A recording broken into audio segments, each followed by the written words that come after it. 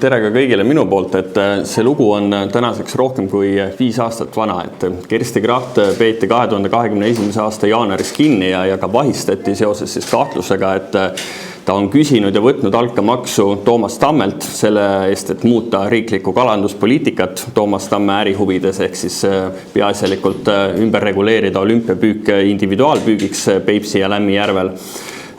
Selles, et ta on küsinud altkäemaksu Hillar Tederilt selle eest, et ta suunaks Porto Franco poolt KredExile esitatud laenutaotlust positiivses suunas. Selle eest, et ta on sõlminud rahapesu kokkuleppe Hillar Tederilt saadava altkäemaksu puhtaks pesemiseks ja et ta on rikkunud toimingupiirangut 2 juhul ja seda eriti suures ulatuses. Ja samadel asjaoludel esitati ka siis Kersti Krachtile prokuratuuri poolt süüdistus. Maakohus mäletatavasti mõistis altkäemaksu episoodides ja rahapesu süüdistuses Kersti Krachti õigeks, aga toimingupiirangu rikkumises mõistis süüdi. Nüüd möödunud nädalal neljapäeval tegigi ringkonnakohus väga märgilise otsuse, nii nagu ka Martin Helme viitas, see tõepoolest on märgiline.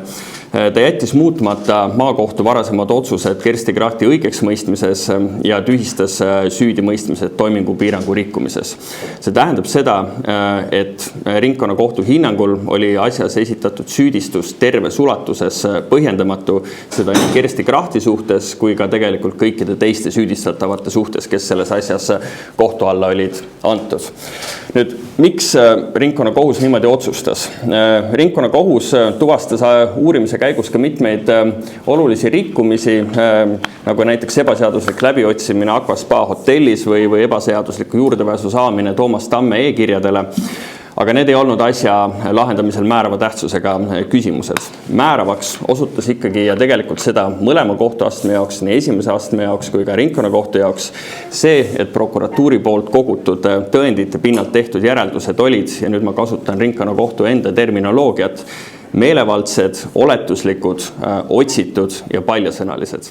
Ja läbivalt terves selles kohtu otsuses heideti prokuratuurile ette seda, et jälitusega kogutud vestluste tegelikku konteksti prokuratuur ei arvestanud, vaid need järeldused olidki kallutatud süüdistuse poole. Ringkonnakohus ütles selles otsuses prokuratuuri järelduste kohta vähemalt 13 korral, et need on meelevaldsed, vähemalt 9 korral, et need on oletuslikud, vähemalt 7 korral, et need on paljasõnalised ja vähemalt 4 korral, et need on lihtsalt otsitud. Mitmel korral ütles ringkonnakohus seda, et need järeldused on lihtsalt põhjendamatud, neid ma ei jõudnud kokku lugeda, sest seda oli lihtsalt liiga palju. Nüüd, kohus on olnud prokuratuuri tegevuse suhtes erakordselt kriitiline selles otsuses ja seda siis läbi terve kohtu otsuse. See kokkuvõttev järeldus ringkonnakohtu otsuse põhjendustest oleks selline, et prokuratuur on täiesti teadlikult ignoreerinud Kersti Krachti ja teisi süüdistatavaid õigustavaid tõendeid ning loonud selle süüdistuse narratiivi tuginedes pelgalt oletustele, mitte tõenditele.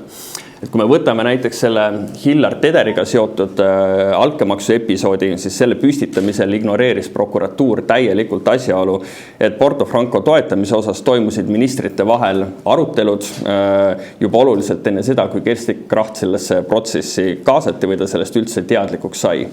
Tõendites nähtus täiesti selgelt, et Porto Franco toetamine oli poliitilisel tasandil ära otsustatud juba enne, kui Kracht sellesse protsessi kaasati. Ja seega käsitlus sellest, et Kracht altkäemaksu eest mõjutas või suunas ministreid või ametnikke Porto Franco laenutaotlust toetama, on selgelt ebaõige. Ja sellele kõigele osundas ka enda otsuses ringkonnakohus. Või kui võtta näiteks Toomas Tammega seotud altkäemaksu episood, siis selle etteheite püstitamisel loodi süüdistusaktiga mulje, justkui oleks Kracht suunanud EKRE kalanduspoliitikat ja Martin Helmet ja seda just tänu siis Toomas Tammelt saadud informatsioonile. Tegelikult oli prokuratuuril olemas algusest peale tõendid selle kohta, et kalandussüsteemi muutmine oli olnud EKRE arengukavades sees varasemalt ning seda isegi kusjuures oluliselt enne seda, kui Kersti Kracht ja Toomas Tamm üleüldse tutvusid omavahel. Ja lisaks oli olümpiapüügi asendamine individuaalkvootidega sees ka koalitsioonilepingus ja koalitsioonilepingu läbirääkimistel ja selle koostamisel Kersti Kracht mitte mingilgi viisil ei osalenud. Ja ka kõigele sellele osundas ringkonnakohus. Nüüd, minu arvates on ringkonnakohtu otsuse kohaselt ilmne, et nii Porto Franco kui ka Kalandase episoodides tegutses Kersti Kracht erakonna eesmärkide ja poliitiliste suuniste ajendil, mitte seetõttu, et tal oleks olnud oma kasupüüdlikud altkäemaksu kokkulepped kellegagi.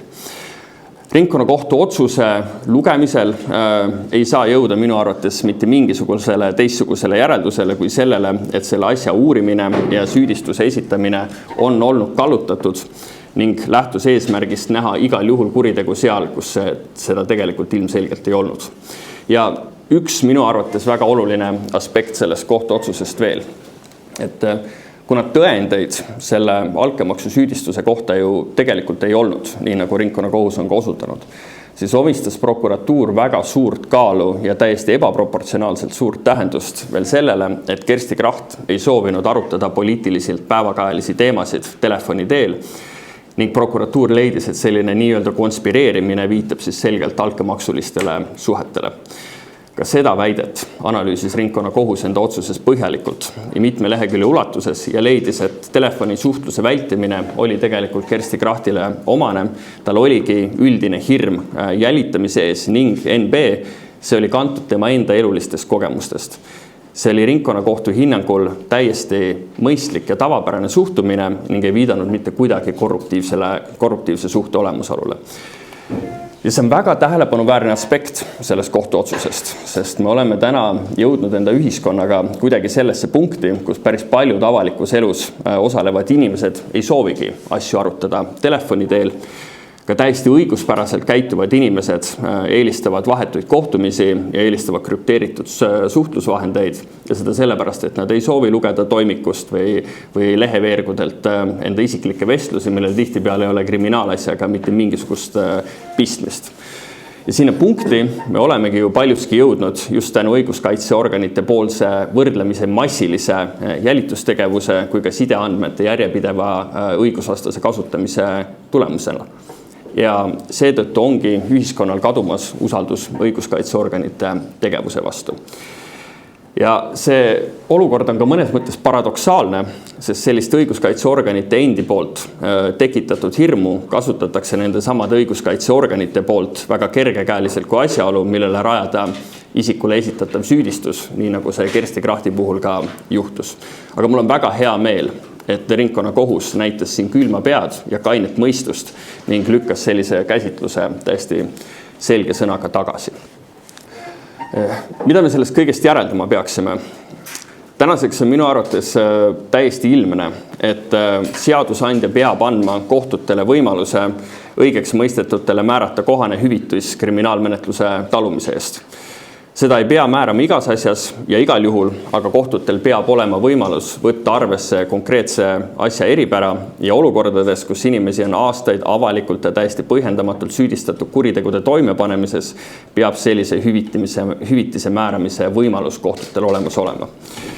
Kersti Kracht siin on olnud viimased 5 aastat avaliku tühistamise ja pideva negatiivse meediakajastuse objektiks ja selle ajend on olnud loomulikult tema vastane kriminaalasi. See on oluliselt mõjutanud tema karjäärivalikuid ja tekitanud talle raskeid üleelamisi. Täna on talle jäänud aga lihtsalt selle menetluse talumise rõõm ja seda kõike kaotatud ei kompenseeri talle mitte keegi, mitte millegagi. Selle eeltoodu kontekstis tasub mõelda ka sellele, kui mahuka kriminaalasjaga pidi Kersti Kracht tegelikult vastamisi seisma ja kui palju materjali pidime me kohtus läbi töötama, et jõuda tänasesse päeva. Jälitustoimingutega kogutud teavet oli vormistatud suisa 1700 leheküljel. See on umbes 7 sellist kausta, mis siin laua peal on. Meil olid 57 isiku ütlused pluss süüdistatavate enda ütlused. Sõna otseses mõttes 1000 e-kirjad olid selles toimikus ja neid uuriti kohtus. Maakohtus oli üle 40 istungipäeva, mis laotus kokku üle 3 aasta peale laiali. Ja seetõttu on olnud ka selle kriminaalasja menetlemise kulud väga suured. Ainuüksi kaitsetasusid on erinevad kohtud süüdistatavate kasuks välja mõistud üle €500 000. Sellele tuleks aga juurde liita ka uurimisasutuste, prokuratuuri ja 2 kohtuastme ametnike tööressurss. Kriminaalasja mõju ei ole suur mitte üksnes poliitilisel tasandil ja süüdistatavate rahakotile, vaid ka maksumaksja rahakotile. Ma arvan, et me kokku räägime siin ikkagi tegelikult miljonitest eurodest. Aga see hüvitis on põhimõtteliselt tagajärgedega tegelemine. Selleks, et vähendada selliste stsenaariumite kordumise riski, tuleks meil tegelikult teha 3 asja. Esiteks, Kaitsepolitseiametilt tuleks ära võtta korruptsiooniasjade uurimise pädevus ja anda üle see Keskkriminaalpolitseile, kellel vastav teatav pädevus juba eksisteerib. Kaitsepolitseiamet on eelkõige julgeolekuasutus ja julgeolek on alati seotud poliitikaga, sealhulgas ka sisepoliitikaga. Selle kinnituseks piisab lugeda mõningaid Kaitsepolitsei aastaraamatuid või vaadata, mille üle või kellega on Kaitsepolitseiamet pidanud aastaraamatutega seoses kohtus vaidlusi pidama. Kui julgeolekuasutustel on ka menetluspädevus antud, siis on täiesti reaalne risk, et seda menetluspädevust hakataksegi kasutama julgeolekuasutuste teiste eesmärkide saavutamiseks. Ja nii sünnivadki lood, mis panevad meid küsima, et kas siis üks või teine kriminaalasi on poliitiliselt motiveeritud või mitte.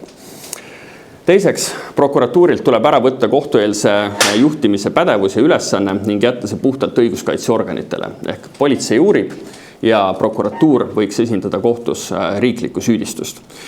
See aitaks tagada seda, et prokurörid ei oleks juba algusest peale asjaga seotud ega tunneks ennast otseselt vastutatavana uurimise tulemuse eest. See aitaks tekitada teatava objektiivsema pilgu uurimise lõppetapil, et siis otsustada, et kas tõesti asjaga on mõistlik kohtusse minna või mitte. Ja kolmandaks, karistusõigusnormid tuleb kirjutada selgemaks. Niisama lihtne see ongi. See puudutab eelkõige korruptsioonivastast seadust ja toimingupiirangut, aga see puudutab ka erakondade annetamise regulatsiooni. Mõlemad seadused on väga halvasti koostatud, nad on liiga üldsõnalised ning jätavad rakendajatele liiga palju tõlgendamisruumi. Viimase aja praktika näitab minu arvates päris selgelt, et me ei saa prokuratuurile usaldada laia tõlgendamisruumi, kuna sellega ei käida ümber heauskselt. Ja kokkuvõttes on mul keeruline raske oletada, mis siis motiveeris prokuratuuri seda asja kohtusse saatma ja maakohtu otsust veel ka täiendavalt appelleerima. Selge on minu arvates see, et see kriminaalasi on algusest peale olnud suure poliitilise mõjuga ja seda mõistis ka prokuratuur. Seda olulisem oleks tegelikult teada, kas kriminaalasja seisukohalt määravate otsuste tegemine, sealhulgas kohtu ette toomine ja appelleerimine on olnud läbimõeldud ja kooskõlastatud või taandubki see tegelikult ainult ühe või käputäie isikute kõhutundele ja oletustele. Ja siin ma nõustun ka tegelikult kolleeg Silver Reinsaarega, kes ja tema poolt eile ERR-is öelduga, et sellele küsimusele peab vastuseid ja lahendusi pakkuma hetkel ametis olev riigi peaprokurör. Ja võib-olla päris viimane tähelepanek, et täna on 5. mai ja see kohtuotsus tuli 30. aprillil. Ja ma ei ole näinud, et prokuratuur oleks seda otsust kommenteerinud või et meedia oleks prokuratuurilt kommentaare küsinud. Nüüd on selleks minu arvates tagumine aeg, sest avalikus ametis olles ja sellistel asjaoludel on kindlasti palju küsimusi ning neid vastuseid tuleb anda ja enda valikute eest tuleb ka vastutada. Et kui prokuratuur on valinud vaikimise tee, siis on see meedia ülesanne mitte lasta sellel asjal nii jääda ja meedia peaks siin astuma enda ülesannete kõrgusele.